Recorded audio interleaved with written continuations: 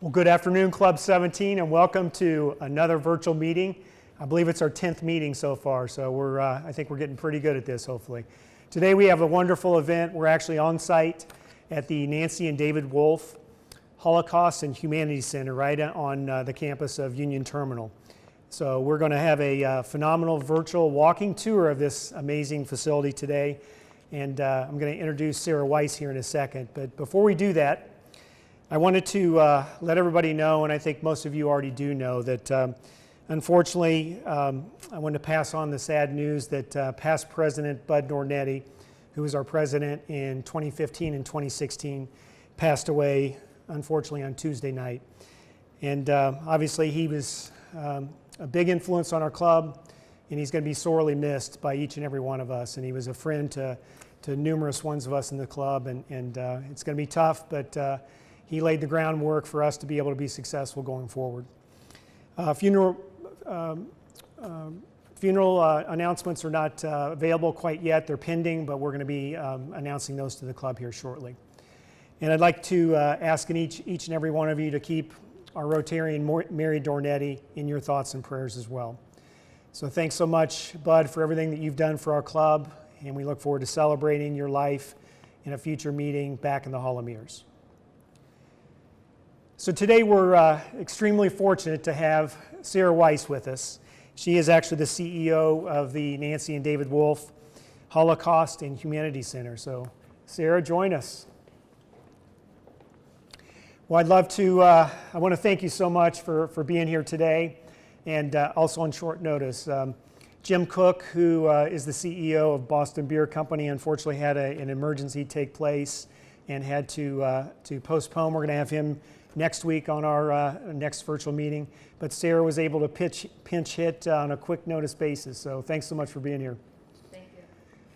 And I also want to thank David Edwards, Rotarian David Edwards, for being able to coordinate this event on such short notice as well.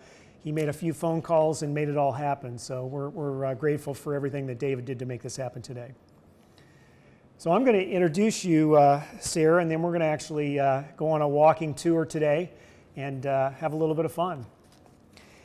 So Sarah Weiss is the Chief Executive Officer of the Nancy and David Wolf Holocaust and Humanities Center. She joined the staff of HHC in 2004. In 2007, she actually became the Executive Director and worked to formulate lasting partnerships with organizations and educational facilities locally, nationally, and even internationally. She's a graduate of the teaching the Holocaust and Anti-Semitism course at the esteemed Yad Vashem International School for Holocaust Studies. And she's also a Learner Fellow after participating in an advanced course sponsored by the Jewish Foundation for the Righteous at Columbia University. And she's also led numerous trips to Poland and Israel with students and adults over the years. So I'm sure those were fun trips that you could tell numerous stories about. In 2011 through 2017, Sarah took on the additional role as Director of the Jewish Community Relations Council at the Jewish Federation of Cincinnati. And in this particular capacity, she built bridges between the Jewish and non-Jewish communities, as well as advocates on behalf of the Jewish community and Israel. She's also a 2000 recipient of the Public Allies Changemaker Award, the 2011 Weston Avida Award presented by the Jewish Federation of Cincinnati. She was also a recipient of the 2012 YWCA Rising Star. And she serves on the Ohio Holocaust Council and also as treasurer of the Association for Holocaust Organizations. And she brings a personal connection to her role here in the sense that she's the granddaughter of Holocaust survivors. So thanks so much for allowing us to come to your site today. Thank you for being here.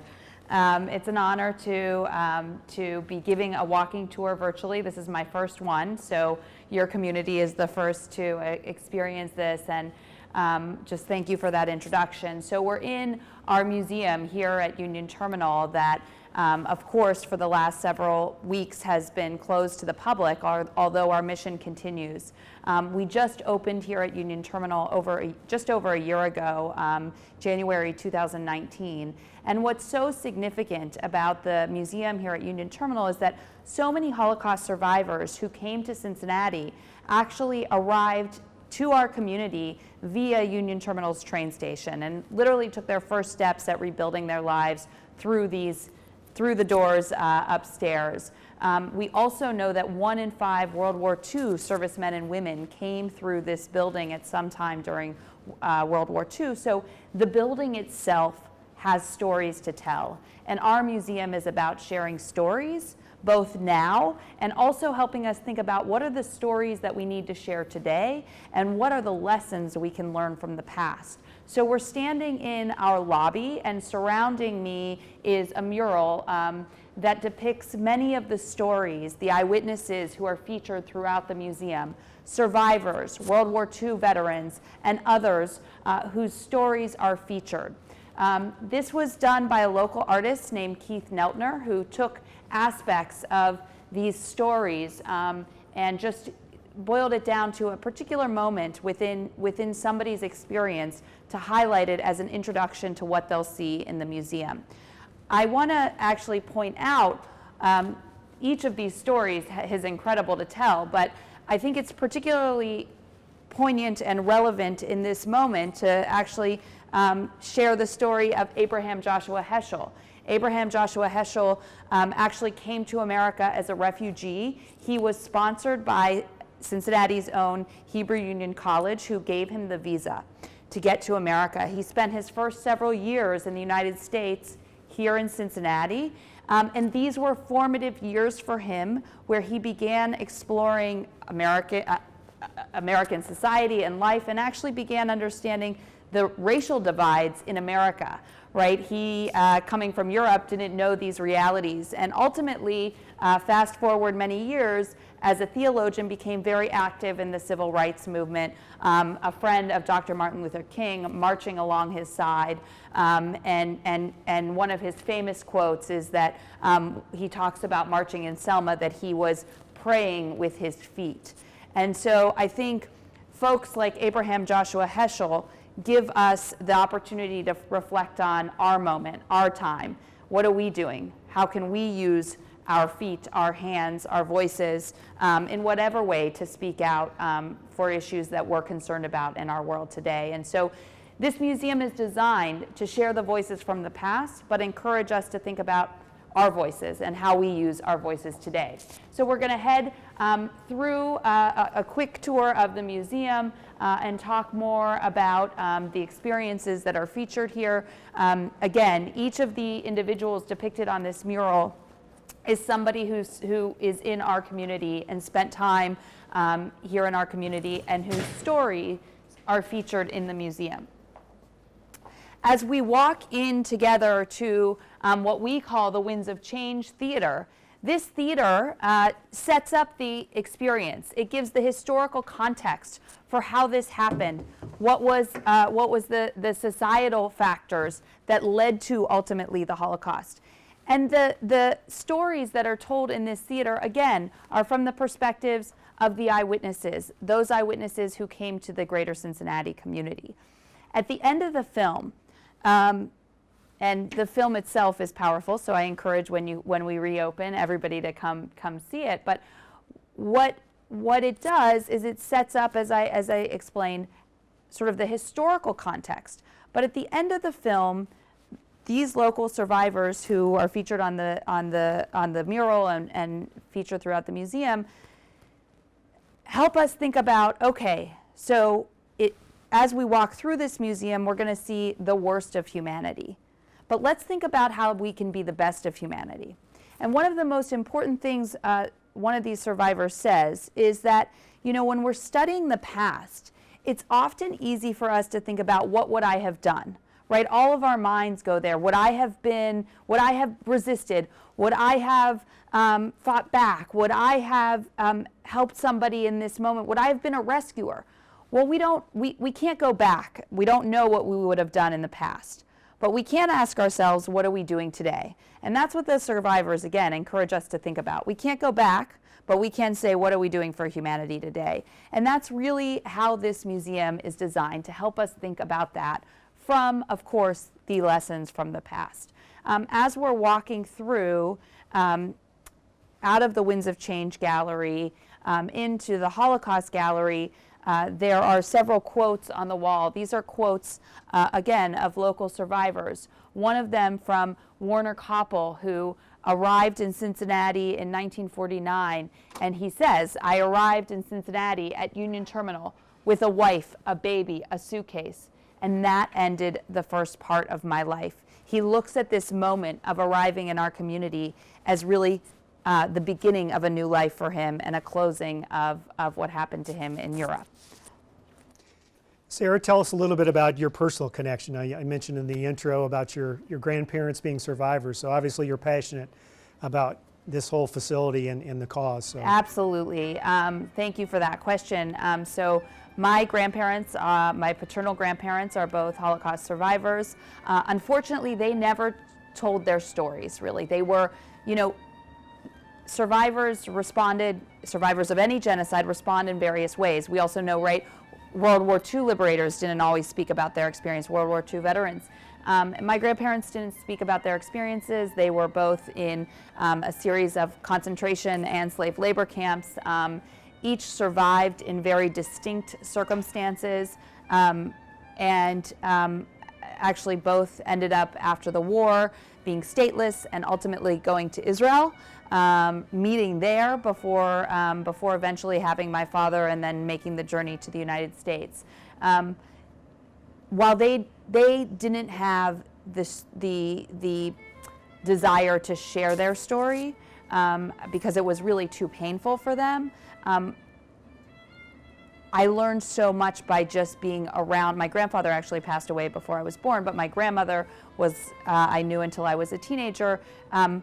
I could get some of the pain, some of the tragedy, some of the suffering just from being around her, just from how she alluded to things. And it always made me curious and wanting to know that past because it had an impact on not only the rest of their lives, my father's life, obviously my life as well. But what I do know is that survivors like her wanted us to learn something from this. And so that fuels my passion for not only wanting to share the stories, but wanting hopefully these stories to be used in a way that betters humanity, that ensures that when we say never again, we mean never again to anyone, and that we can live up to that promise. So thank you for that question. As we enter the Holocaust Gallery, we see behind me an installation called Mosaic, which features photographs and moving images from just before World War II. These are individuals who were just leading normal lives with normal hopes and dreams and fears. Many of the photos that you will see behind me, again, are photos from our archives, are photos of individuals, of survivors who came here, their family members, some of whom didn't survive and some of whom did.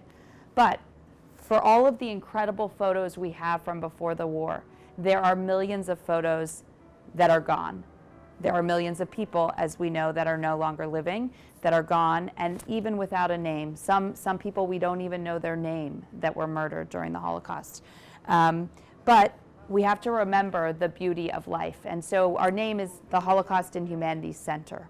And the Nazis, their goal was to take away that humanity, to strip people of rights, to dehumanize. What we want to do is bring that humanity back. And we also believe that when we see the humanity in the other, in whoever we are interacting with, we are going to be more able to engage and to offer a helping hand and to respect one another when we see that common humanity. So some of the in addition to the photos, many of the artifacts we have in the museum, of course, are items that survived in very unique ways. Perhaps the only item that a family has from that time period. So, for example, there are items behind me that represent families, some of the families who didn't survive, but maybe one document did and is here with us in our museum.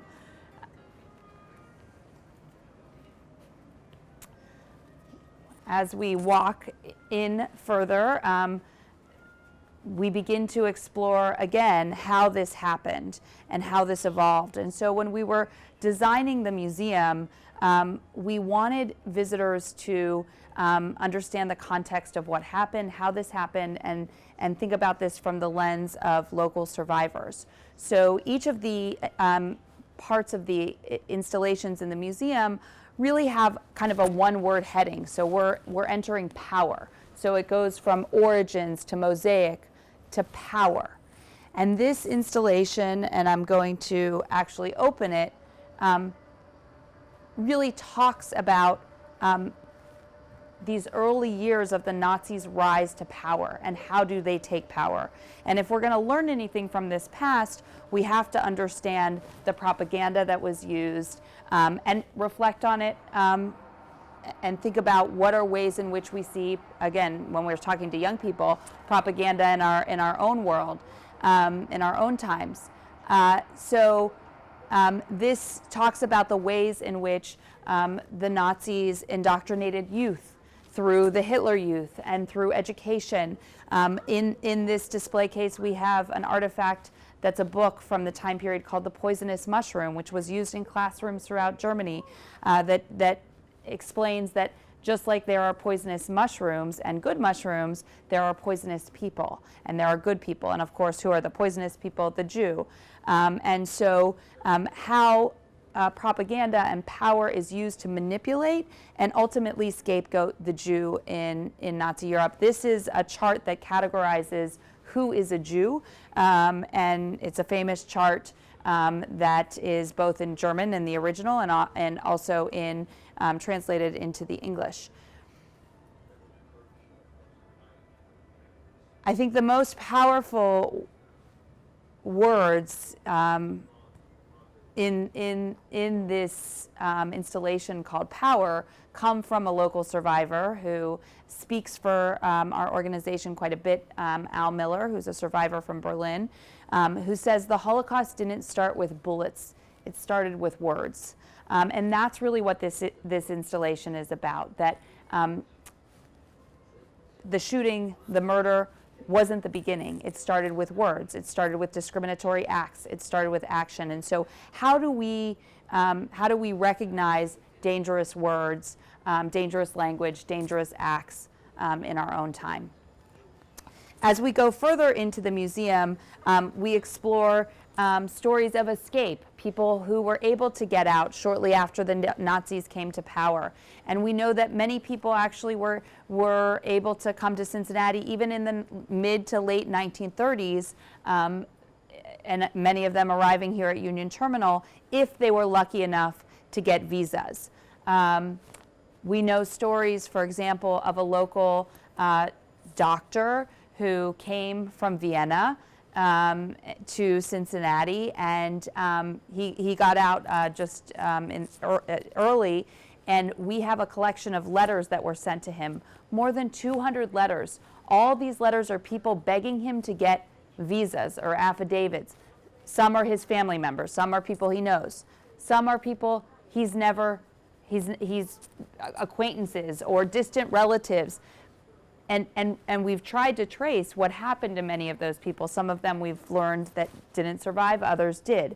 But this is just one person, and how many people are trying to get his help to get out. And so while some people were lucky enough to secure visas, many, many, many weren't able to do so. And so we then, of course, get into, as persecution continues and ultimately turns from discriminatory acts and laws and behavior to violence.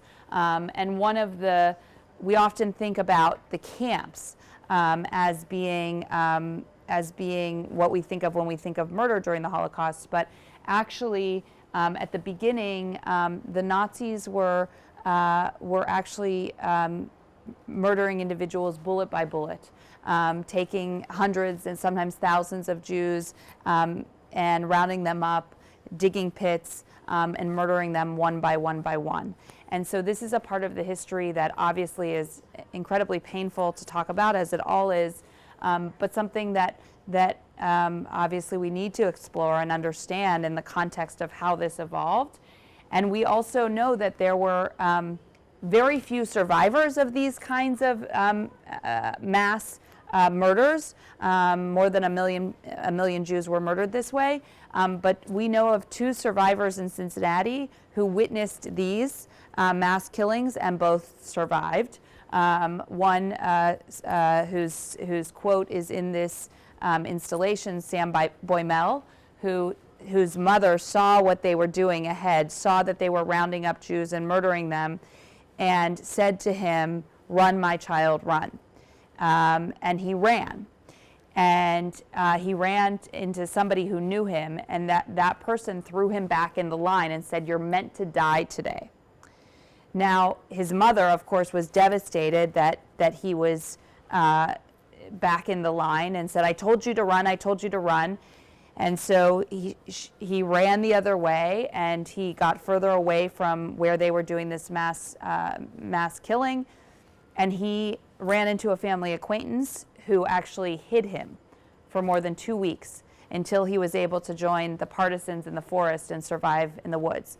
And so just the dichotomy of one acquaintance who says you're meant to die today, and the other who says I'll help you and I'll save you and I'll take care of you.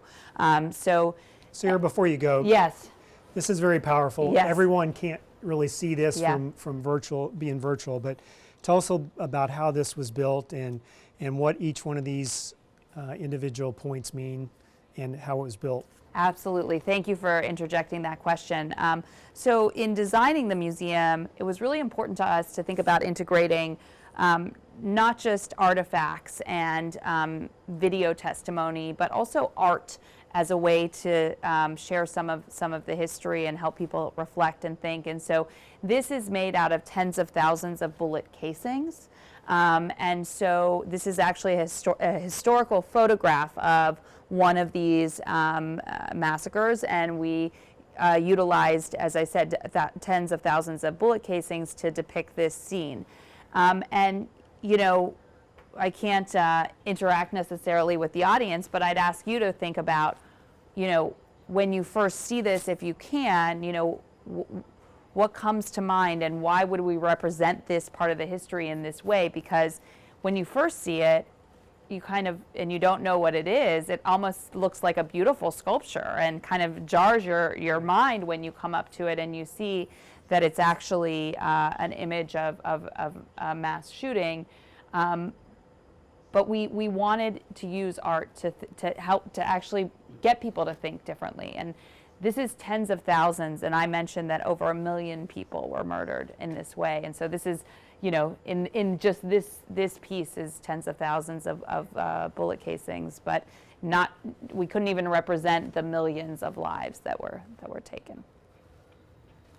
We're going to pivot into an area of the museum where we begin talking about the experiences individuals have in camps, both Jewish victims as well as non-Jewish victims, political prisoners, homosexuals,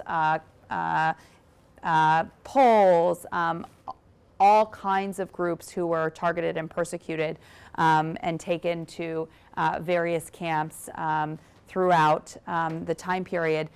We, of course, also talk about resistance. There was resistance in every camp, in every ghetto. Not always armed resistance. Sometimes it was spiritual resistance. And then we get to, as we're talking about taking people and the experiences of individuals who are sent to camps, this installation called Deportation. And here we are in a historical train station at Union Terminal, but we're also talking about a different kind of train.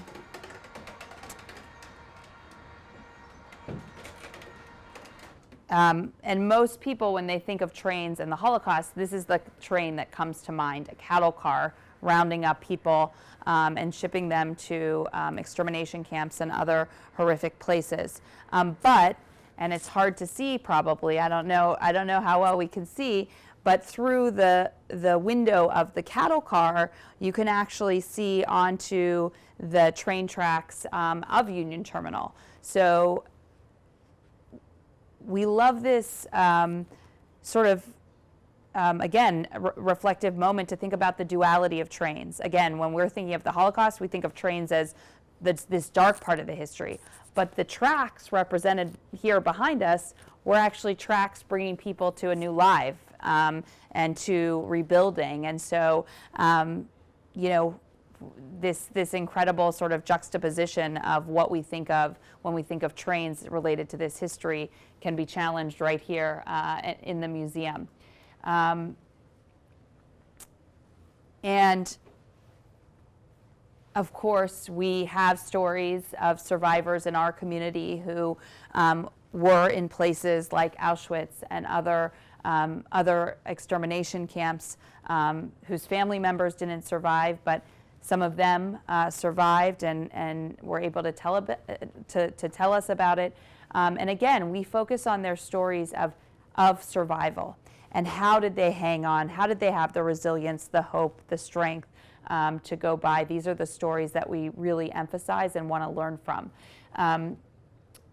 As we think about those survivors who survived places like Auschwitz, I think best represented by this uniform that was worn by Leo Willick. Leo Willick was a survivor of Auschwitz and also Dachau, and he came to Cincinnati and started his life here. And most survivors did not hold on to their uniform. They were a horrible reminder of the past, and also often they were dirty and not something you were going to keep. Leo kept his uniform and kept it in a box in his closet. And when he was having a really bad day, according to a journal he kept, he would actually take the uniform out of the box, put it on, look in the mirror, and realize how lucky he was to be alive. And this is how he coped with his past. And I think it every time I look at Leo's uniform, and quite frankly, especially in this moment, when I think of the challenges that are in no way the same as the Holocaust, but the challenges we're facing throughout our society, I think of the resilience of somebody like Leo, who lost his whole family, but is finding strength and finding ways to continue to rebuild his life. There's another uniform that really, just across from Leo's uniform, that tells a very different story. That's the uniform that was worn by Anna Willem Meyer. Anna Willem Meyer was a young boy in Holland who was active in the Dutch resistance. As a young boy, he lived down the street from a woman named Corrie ten Boom, and she got him involved in the resistance movement. And he actually helped families who were trying to save Jewish children and families. He would deliver food. Sometimes he delivered babies to hiding places. And he was only 11 years old. And he did it because somebody he looked up to asked him to help. He ended up being caught along with Corrie ten Boom, sent to 2 camps, survived, later came to and made his life just across the border in Indiana. And when you talk to him about what he did and how he helped save lives, his response is that he wished he could have done more. That he really doesn't feel he did enough. And so he teaches us about humility, about responsibility, about the ability even of an 11-year-old to make a difference. The museum continues. We are beginning to get close to our time, so we're kind of skipping through some things, but of course tells the stories of World War II liberators and of the question of justice. Is there justice after the Holocaust? And the journeys that people took to our community and this sort of messy paths that ultimately led them to the greater Cincinnati community.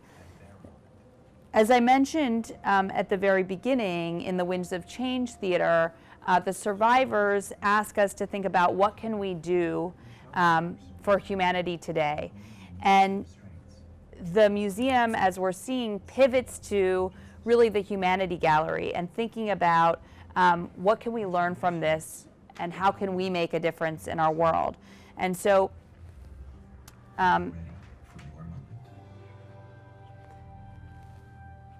there's a film that challenges us to think about and reflect on the past, and again, what we can do in the present to make a difference and impact humanity.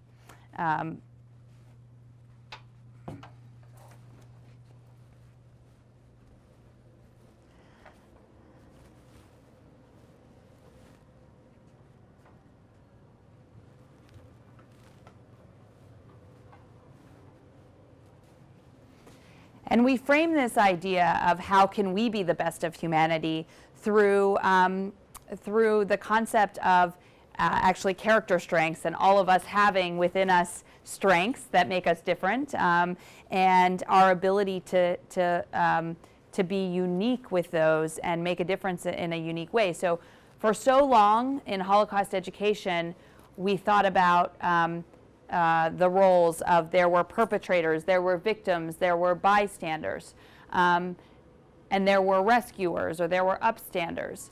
And we focused a lot of time in thinking about how do we ensure that people aren't perpetrators. Well, that's a hard thing to do. And instead of saying don't be perpetrators or don't be bystanders, let's think about what should we be? Who do we want to be? And so this idea of we should want to be upstanders, that any of us have the capacity in any moment to make a difference. And so instead of looking at sort of, again, what are the traits that make somebody a bystander or a perpetrator? What are the traits that each of us have that can give us the ability to make a difference? And so we know that everybody has that potential. And so we really frame that through this lens of character strengths and the individuality of our abilities to make a difference and to be upstanders and think about our role in the world. So we are walking into our Humanity Gallery, where we also tell stories. As I said at the very beginning, this museum was designed around sharing stories. Stories of people who experienced oppression and prejudice and ultimately the Holocaust, and stories of people in our Humanity Gallery who have worked to counter that, to stand up for justice and civil rights. And a lot of these stories are also stories from our own community of people like story I love to tell, and I especially love to tell right now, Frank Gerson, who worked for the Cincinnati city in the incinerator and was responsible for putting items that other people had thrown away into the incinerator, and recognized that some of these items could be used by others. So he began collecting them and putting them in his truck and delivering them to communities throughout the greater Cincinnati community who might be able to use them. And Frank ultimately, skipping a lot of the history, but was responsible for founding what now is today the Free Store Food Bank, which is so critical in this moment. And so how, Frank is an example of seeing an opportunity, seeing the way he could make a difference that has long-lasting ripple effects. And so this is what we want our visitors to leave with. The Holocaust is sad and hard and tragic, but we don't want to leave people with that heaviness. We want people to leave thinking about what can we learn from this, and knowing that people have made a difference, and small acts can lead to huge changes. And so that's why this is all about those stories. And the final piece in the museum to really emphasize that is this Make Your Mark wall, where we ask visitors to reflect on how are they going to make their mark, what are they inspired to do as they leave and go forward into the world.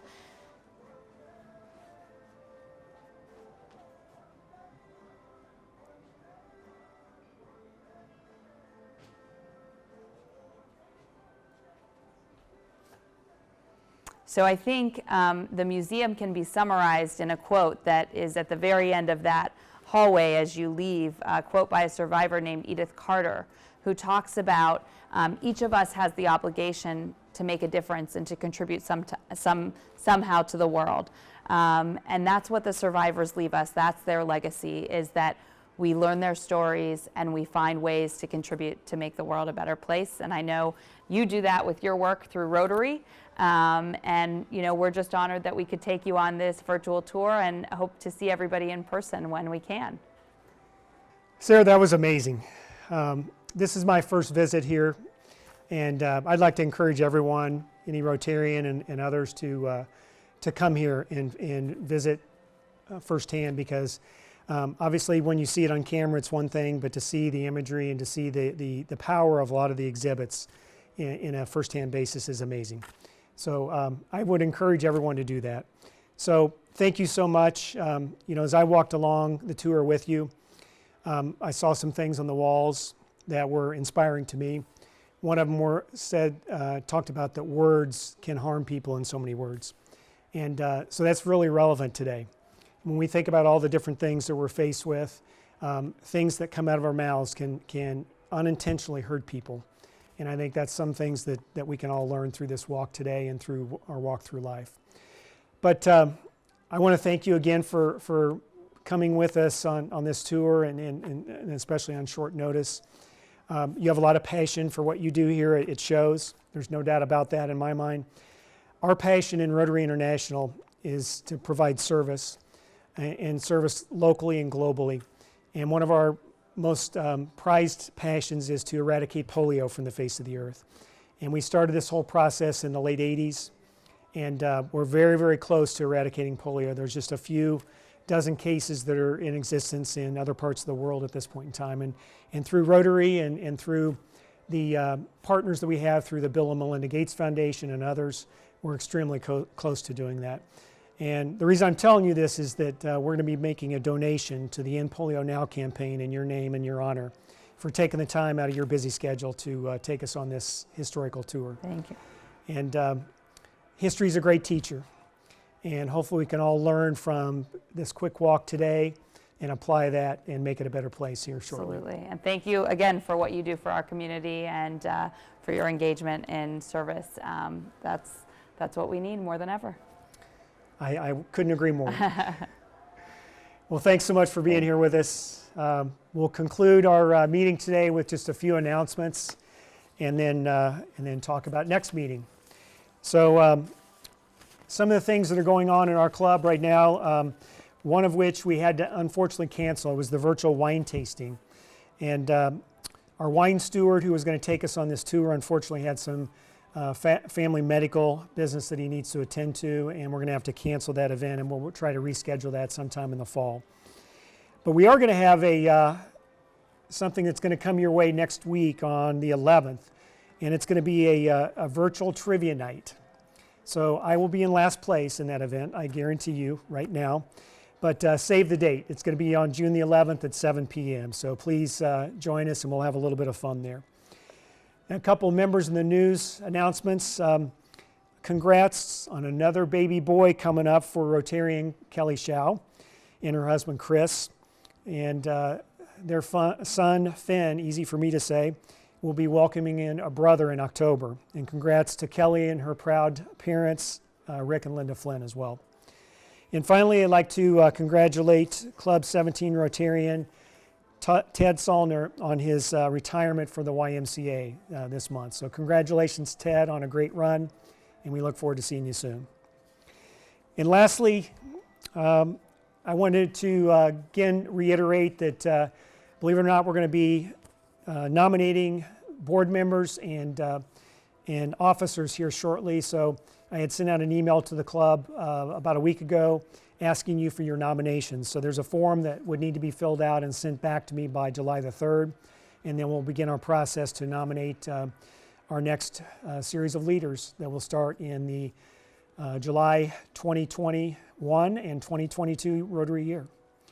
So with that, we're going to conclude our meeting, and as I mentioned early on, next week we're going to have Jim Cook, who will be talking about beer, a little bit different from today.